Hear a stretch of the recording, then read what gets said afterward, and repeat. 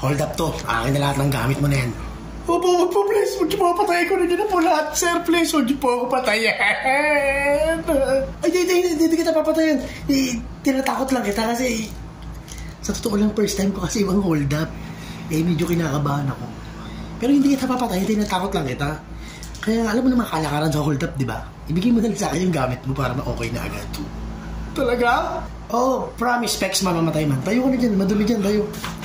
Pasensya na po, kinabahan po kasi talaga ako. Ito po, dito na lahat ng gamit mo. Cellphone, wallet.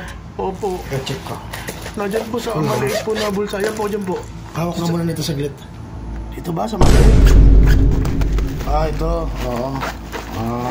Okay. Pasensya ka na, medyo mahirap kasi talaga maghanap ng trabaho.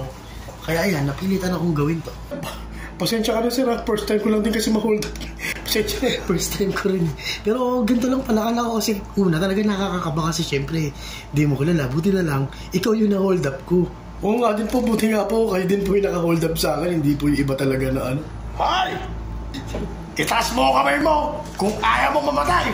Ibilang ako, 1, 2! Joke lang, wala akong pake.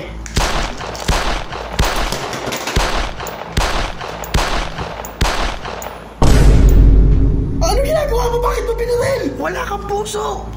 Ay, paano gusto mo gawin ko? Dapat inaresto mo lang, hindi mo pinaril! Paano kung natamaan ako? Alam mo ba ginagawa mo? Ha? Ang bihira naman. First time ka maging tanod eh. Sorry. Pero kaya niya pa yata eh. Kaya mo pa ba? Hoy, sa ospital. Teka, magre-reload ako. Hoy, tama na,